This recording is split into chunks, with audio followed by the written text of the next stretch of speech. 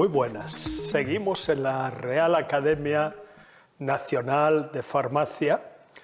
Estamos hoy en el Gabinete de Recuerdos. El Gabinete de Recuerdos es un lugar en donde se conservan lo que el propio nombre indica. Tenemos algunos documentos de los antecedentes de la Academia, es decir, desde el siglo XVIII, pocos, porque la mayoría están en el Museo de Farmacia Hispana, y tenemos recuerdos de los académicos a partir de la Segunda República.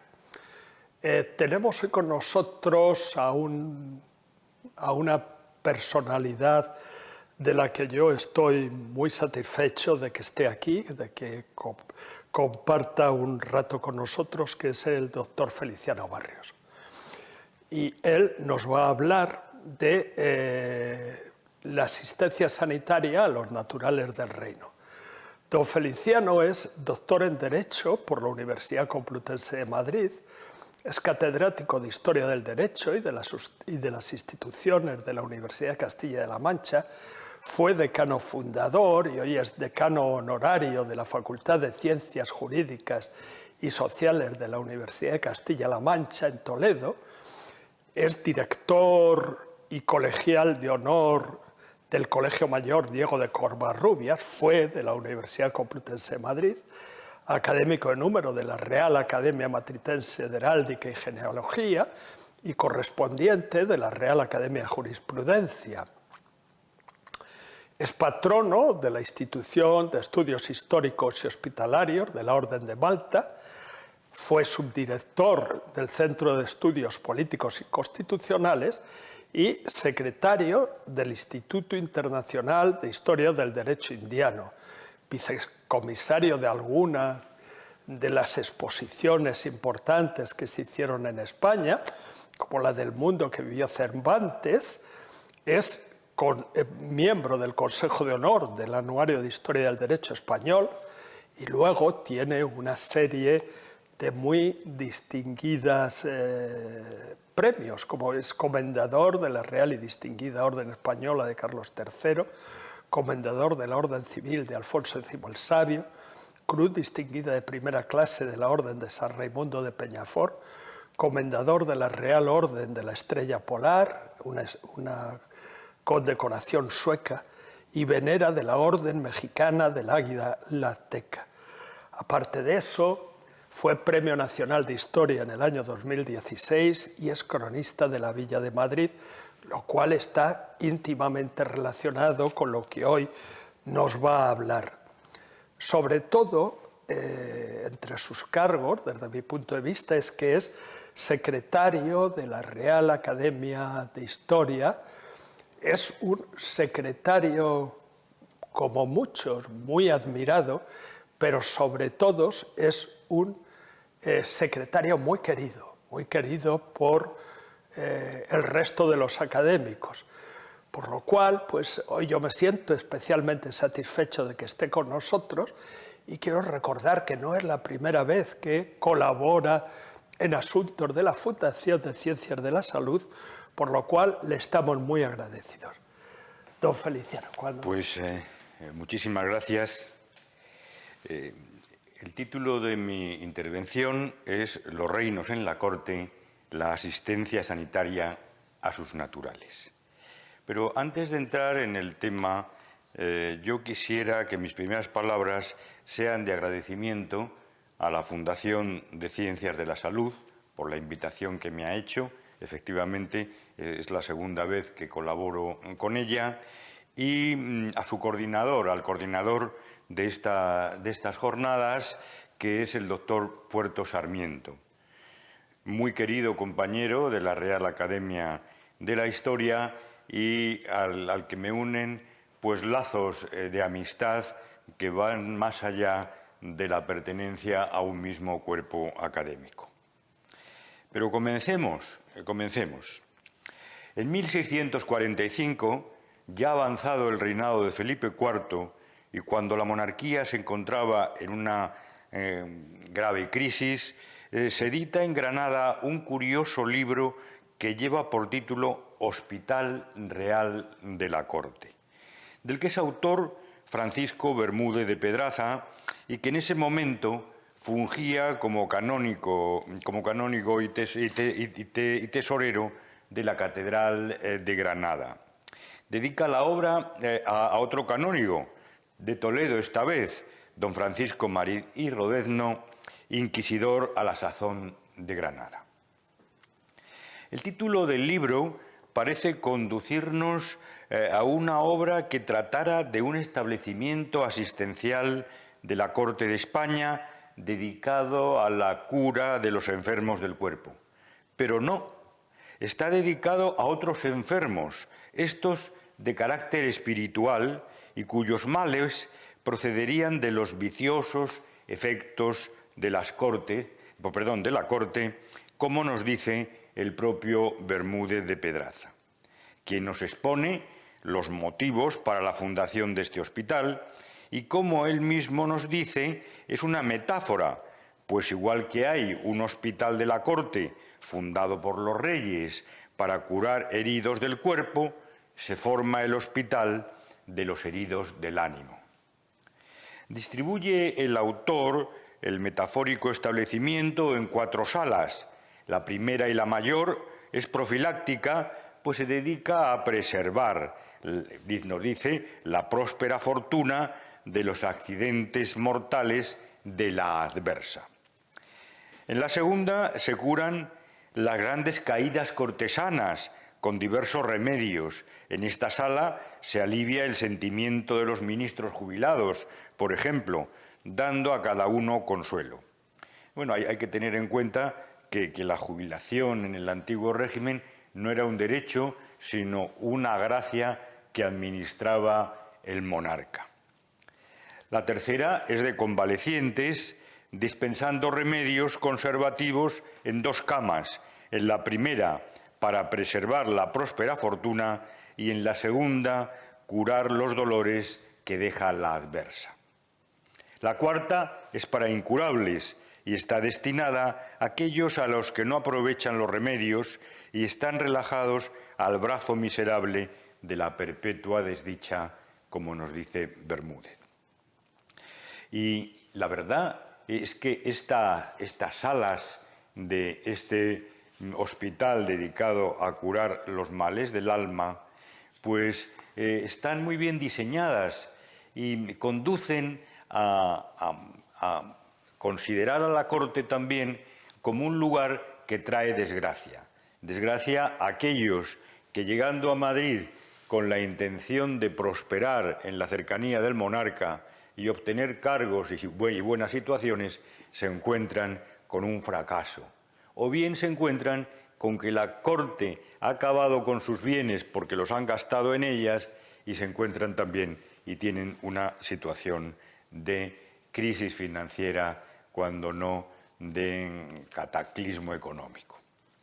Mas en la corte de España, además de estos enfermos infectados de males espirituales, hay enfermos del cuerpo que serán asistidos en distintos establecimientos, instituidos algunos de ellos en razón del origen del que necesita cura.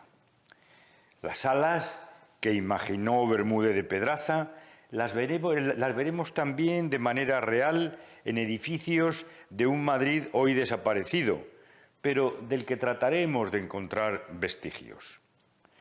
Mucho tiene que ver esta circunstancia con la propia monarquía en cuanto que formación política plural y la Corte de España, Madrid, como patria común de las partes que la integran. Una monarquía bihemisférica en la que los reinos y estados que la componen conservan sus instituciones privativas. Esto se refleja en la estructura de la administración de corte, esto es, en los órganos de gobierno que son inmediatos al trono.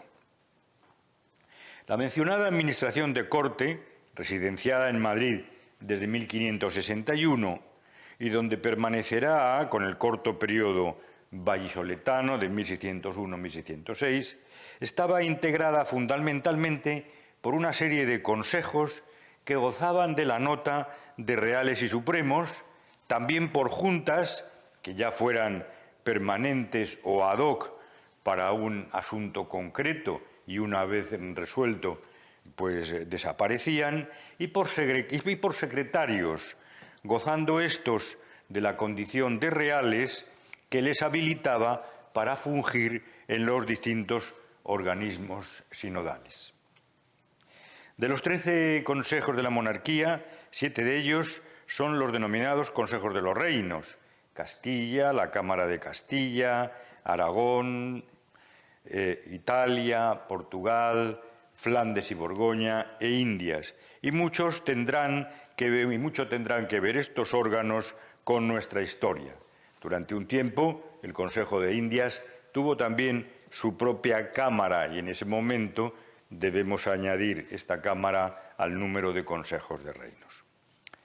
Junto a ellos, los consejos de Estado y Guerra, presididos por el rey, los de Inquisición y Cruzada, que extendían su competencia a reinos de distintas coronas donde estaba presente su instituto, y finalmente los consejos de Hacienda y Órdenes, que son los de la administración interna de la Corona de Castilla, aunque en la práctica estos consejos se hagan presentes más allá de la propia Corona de Castilla, puesto que la Hacienda de castellana venía a sufragar los gastos del mantenimiento de ese inmenso aparato militar que tenía la monarquía de España cuando era una potencia mundial.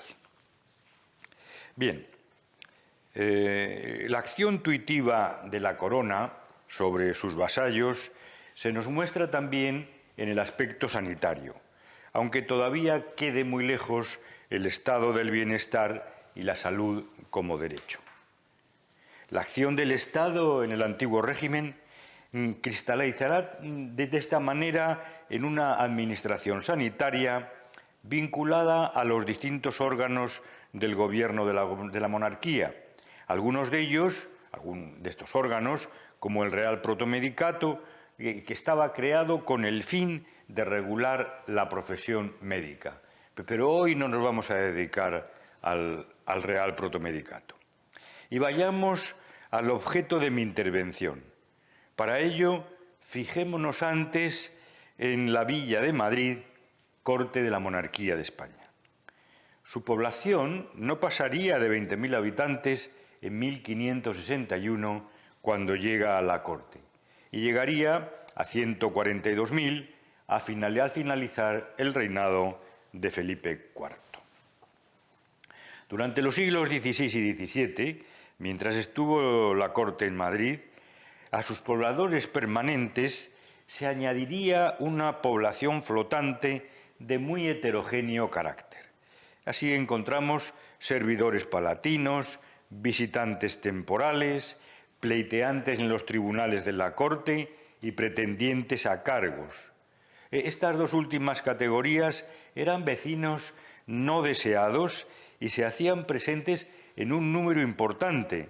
Recordemos que eran muchas las causas que se sustanciaban en la corte, en las diferentes instancias, y que la gracia regia dispensaba muchos miles de cargos referidos tanto al gobierno temporal como al espiritual en virtud del real patronato, y que con distinta intensidad se hacía presente en los diferentes territorios de la monarquía. En este sentido, eran también numerosísimos los religiosos que aguardaban en la corte se les concediera un beneficio eclesiástico de los de presentación regia. Todos ellos formarían entre los 2.000 desvalidos pretendientes de los que nos habla Cervantes en los trabajos de Persiles y Sigismunda. Acogía la villa en los siglos XVI y XVII un número importante de extranjeros procedentes de territorios no integrados en la monarquía, destacando el número de franceses que, como veremos, disponían de su propio hospital. Ejercían los vecinos galos profesiones manuales, y estas eran muy apreciadas por sus manufacturas.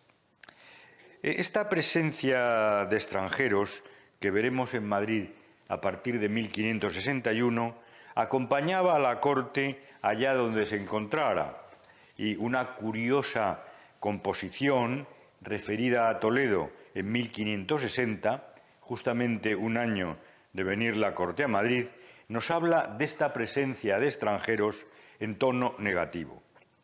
Nos dice: según tan diversos son las condiciones y trajes, cada cual de su nación parece la confusión de Babilonia en lenguajes.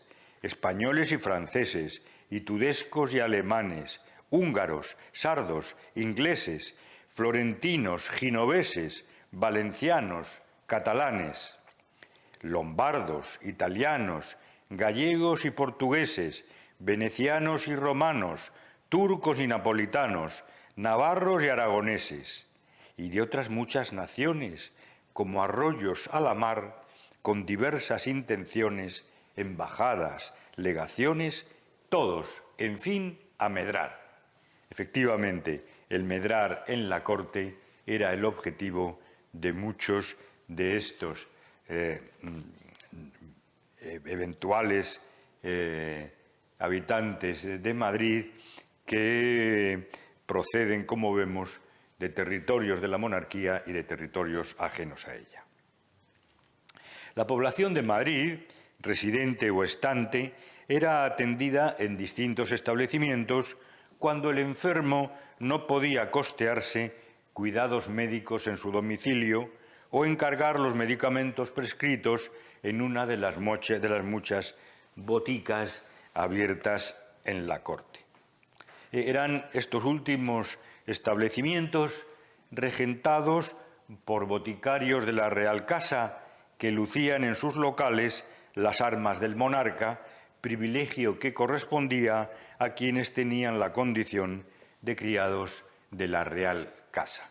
Yo he imaginado muchas veces ir en el Madrid de aquel momento, pues los establecimientos de aquellas personas que, ejerciendo el oficio en la Real Casa, luego también lo hacían de modo particular y lucían las armas reales, lucían el escudo del monarca, y este servía de atracción para posibles clientes, puesto que se presumía, por ejemplo, que estos boticarios eran personas de grandes capacidades técnicas y que, igual que harían los medicamentos con muchísima exactitud para la Real Familia y para los criados de Su Majestad, lo harían también para aquellos particulares que visitaran su farmacia. En este mundo que constituían los criados de la Real Casa, muchos y distintos en cuanto a categorías y condición económica, debemos tener en cuenta que frecuentemente tenían el beneficio de médico y botica, que los amparaba en cuanto al cuidado de su salud. O sea que esto es una cosa a tener en cuenta, porque la mayor parte de los criados tenían cubiertas estas necesidades. Para darnos una idea muy somera, y quizá si el doctor Puerto me vuelve a invitar en otro momento, pues podemos incidir sobre este asunto, que es enormemente interesante. Les decía que, para darnos una idea de los servicios médicos y farmacéuticos de Palacio, diré que a la muerte de Carlos II había 5 médicos de cámara y 10 de cámara honorarios, 12 médicos de familia numerarios y 18 supernumerarios, 9 cirujanos y 2 sangradores. Este cuerpo médico se encargaba tanto de la salud de la Real Familia como de la salud de los criados de la Real Casa. En la Real Botica había un boticario, que era el jefe del oficio, con 5 ayudas y 4 mozos. Como sucedía en muchas ciudades de la monarquía, los hospitales eran muchos, de variado carácter y de muy distinta importancia. Algunos de ellos estaban destinados a atender a los naturales de determinados territorios de la monarquía, y es aquí donde se harán presentes algunos consejos de los reinos que ya he mencionado.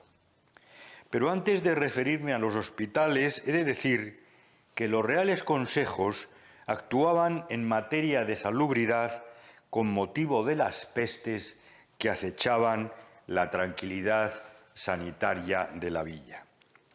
Se trataba, en suma, de impedir que se infectase Madrid con una epidemia de la que se tenía noticia por haberse declarado en otras ciudades. Así, Gascón de Torquemada recoge en su Gaceta cómo a principios de junio de 1637 llegó la noticia a la corte de la pestilencia que asolaba Málaga, donde había llegado con unos marineros enfermos.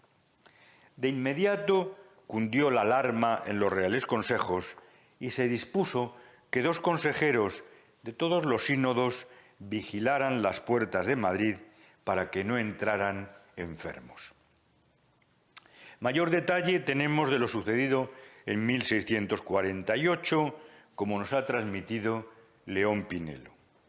En ese año, ante una nueva amenaza de peste, se dispuso que una comisión de vigilancia, formada al efecto, se constituyese en cada una de las puertas de la villa, y esta comisión la integraría un consejero, un regidor del ayuntamiento madrileño, un alguacil y un escribano.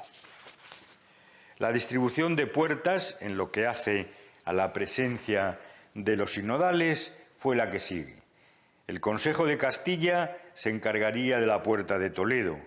La de Segovia correría a cargo del de Inquisición. La de Alcalá sería para los consejos de Aragón e Italia. La de Santa Bárbara, el de Indias. La de Fuencarral, el de Hacienda. Y la de Doña María de Aragón, el de Órdenes. La de la Puerta de la Vega se encargaría exclusivamente a los regidores de la villa. Los consejos de los reinos, aparte de despachar los asuntos de gobierno que corrieran por su cauce y de sentenciar las causas correspondientes cuando actuaban como tribunales de justicia, a aquellos consejos que tenían competencia en este campo, eran además un punto de referencia para quien, estando en Madrid, procedían de los territorios que caían bajo su jurisdicción. También procuraban su amparo, y es aquí donde entra la protección de estos altos órganos de la administración de corte sobre determinados hospitales destinados a sus naturales.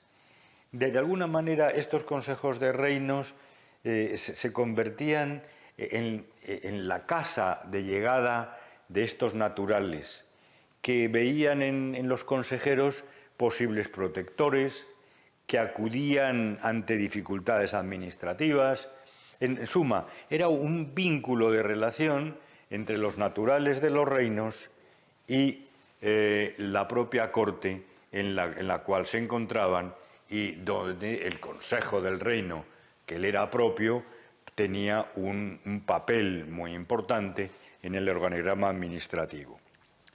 Rivero Rodríguez nos ha advertido sobre estas fundaciones de hospitales que están vinculados a los reinos, y nos dice que estos hospitales se constituyen como uno de los elementos que contribuyeron a la organización corporativa de la ciudad como imagen de la monarquía universal.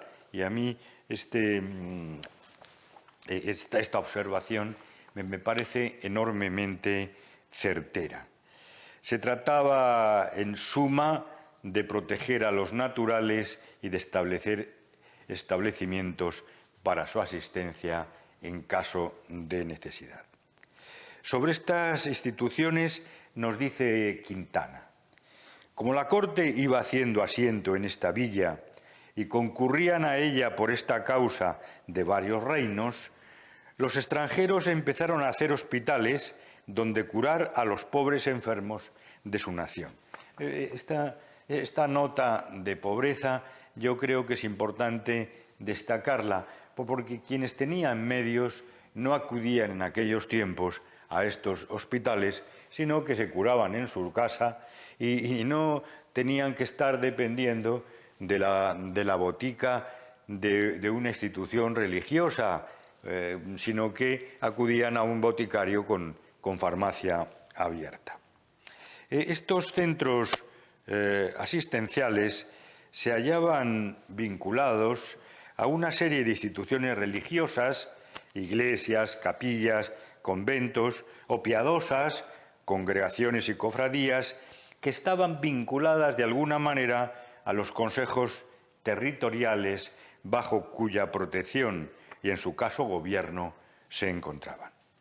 Eran como anejos a las sedes de estas fundaciones pías, donde se encontraban los establecimientos de asistencia dedicados en la corte al cuidado de los enfermos de una determinada procedencia geográfica. O sea que estas fundaciones piadosas y el hospital estaban íntimamente imbricados. Comencemos por el Real Hospital de Nuestra Señora de Montserrat, creado por Felipe III a instancias del catalán Gaspar Pons. El establecimiento estaba acogido al Regio Patronato, correspondiendo su gobierno al Consejo de Aragón, según se estipula en su escritura constitutiva de 11 de agosto de 1616. Fue el rey fundador quien asignó al hospital para su sustento 6.000 estereles de trigo situados en el reino de Cerdeña, como nos dice Quintana en su obra A la muy antigua, noble y coronada Villa de Madrid. Parece curioso que, pese a esta carga impuesta al reino sardo, no existiera en la iglesia del hospital una capilla dedicada a su patrona, a la patrona de Cerdeña, Nuestra Señora del Buen Aire, como sí existían las capillas dedicadas a la Virgen del Pilar, aragoneses, a la de los desamparados, valencianos, y presidiendo el altar mayor del templo, la imagen de Nuestra Señora de Montserrat.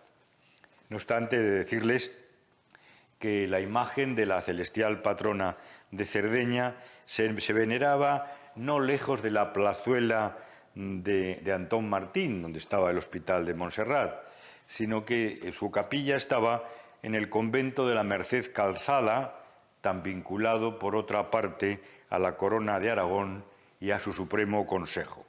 El convento mercedario ocupaba el espacio que hoy es la plaza de Tirso de Molina. Este hospital, el Hospital de Montserrat, que ya es situado en Antón Martín, estuvo instalado en principio en una casa de campo que tenía Pons, el fundador, en la calle de Mesón de Paredes, y fue en 1658 cuando se trasladó a la plaza de Antón Martín. El hospital todavía funcionaba en la segunda mitad del siglo XIX, pero finalmente fue derribado. Y el edificio tenía una portada de cierta entidad que hubiera sido bueno conservar. No obstante, las magníficas columnas salomónicas del altar de su iglesia están hoy en el Palacio Real de Madrid y se van a poder ver en la nueva galería de las colecciones reales, que esperemos que pronto se inaugure, y son verdaderamente impresionantes. Lo cual, cuando uno ve las columnas, se da cuenta de la entidad que tuvo que tener la propia iglesia del Hospital de Montserrat. Este hospital de la Corona de Aragón, fue una institución que gozó de muy buena fama en Madrid por su generosidad y por su entrega. Y pese a estar dedicado a los naturales y oriundos de los reinos de la Corona de Aragón, pasó después a socorrer a cuantos acudían a él pidiendo ayuda. De aquí viene su buena fama.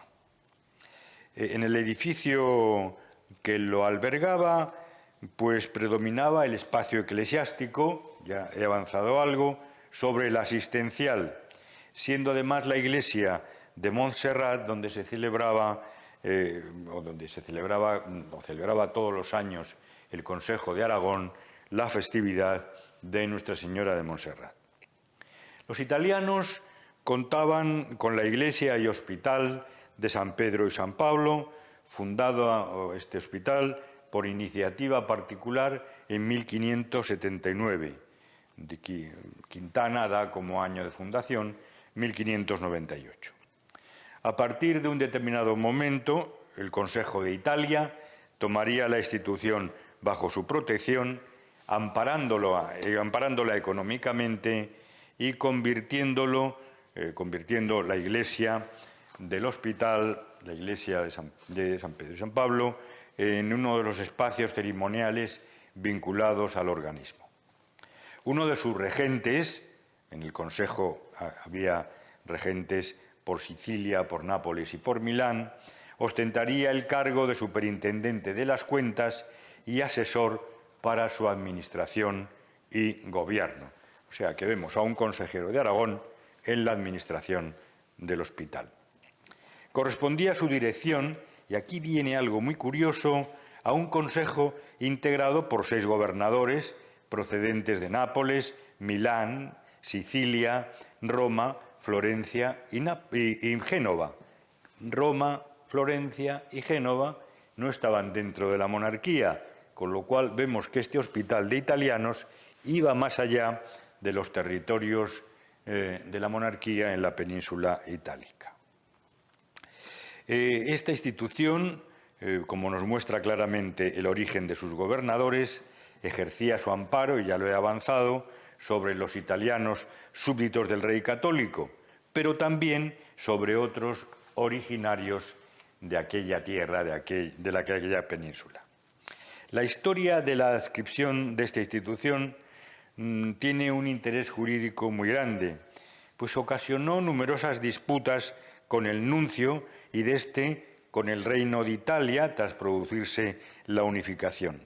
Esto debilitaría la propia institución, si bien el nuncio acabaría recibiendo la actual Basílica de San Miguel, antes iglesia de los Santos Justo y Pastor, como compensación, lo cual no está nada mal. El inmueble estaba situado en la carrera de San Jerónimo, con vuelta a la calle Cedaceros, y acabaría siendo derribado para hacer edificios de viviendas que a su vez se derribarían en 1988 para construir la ampliación del Congreso de los Diputados. El Consejo de Portugal, a su vez, había mandado en 1606 levantar la iglesia y hospital de los portugueses, bajo la advocación de San Antonio de Lisboa, aunque nosotros lo conozcamos generalmente como San Antonio de Padua, puesto que de Lisboa era nativo el santo franciscano. La primera misa se celebró en la iglesia del hospital el 1 de noviembre de 1610 y el complejo asistencial y piadoso estaba concluido en 1617. Pero claro, vemos que en 1640 se produce la separación de Portugal de la monarquía y muchos años después, en 1668, la reina gobernadora Mariana de Austria iba a convertir el hospital de los portugueses en hospital de los alemanes. En 1702, Felipe V, por tratarse de una institución sujeta al Real Patronato, entregaría el complejo en su integridad a la Real Hermandad del Refugio y Piedad de Madrid, destinándose en un principio para colegio de niñas y luego también para lugar de reunión de la Junta de Hermandad. Hoy día la impresionante iglesia conocida como de San Antonio de los Alemanes, pues está vinculada a la Hermandad del Refugio y Piedad de Madrid, que sigue realizando una encomiable actividad asistencial a desvalidos en la actualidad. En cuanto al Hospital de San Andrés de los Flamencos, en 1604, tras la muerte de su originario benefactor Carlos de Amberes y por escritura de 18 de noviembre de 1606, se acordó la fundación de un establecimiento asistencial para atender a los naturales pobres de las 17 provincias de los Países Bajos, del Franco Condado y del Condado del Charolais, que estuvieran residentes o estantes en la corte, concediéndole Felipe III su real protección desde el año de la escritura, desde 1606.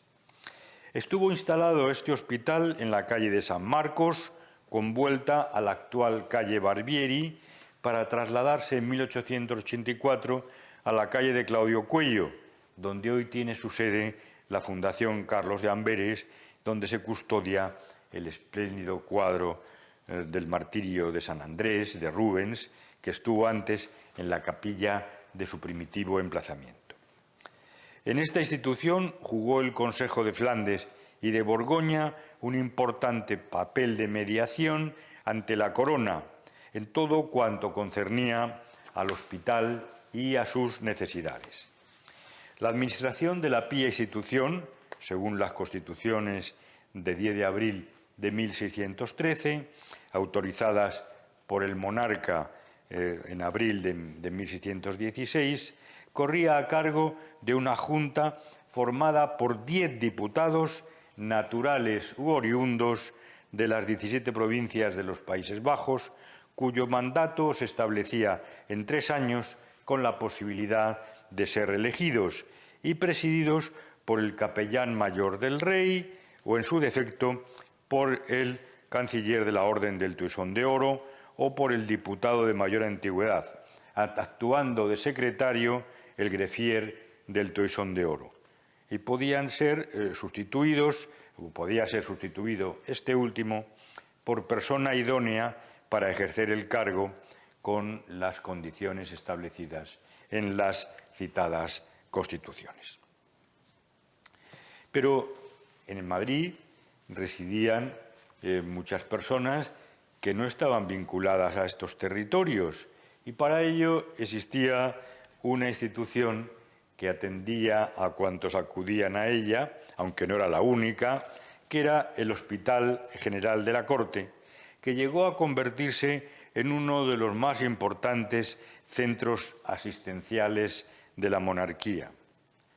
Y encontraba en el Real Consejo de Castilla a su protector, como lo estaba también el de la Pasión, el Hospital de la Pasión.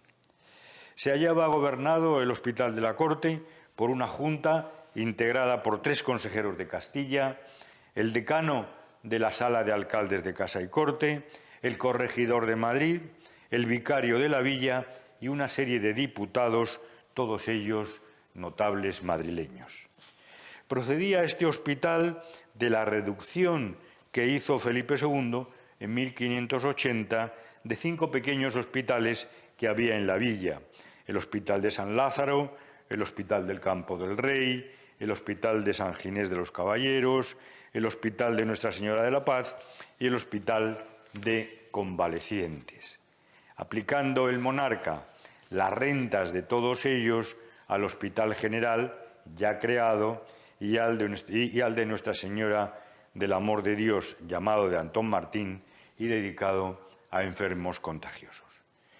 Sobre esta medida escribió Jerónimo de Quintana algo muy crítico sobre los efectos benéficos de la misma.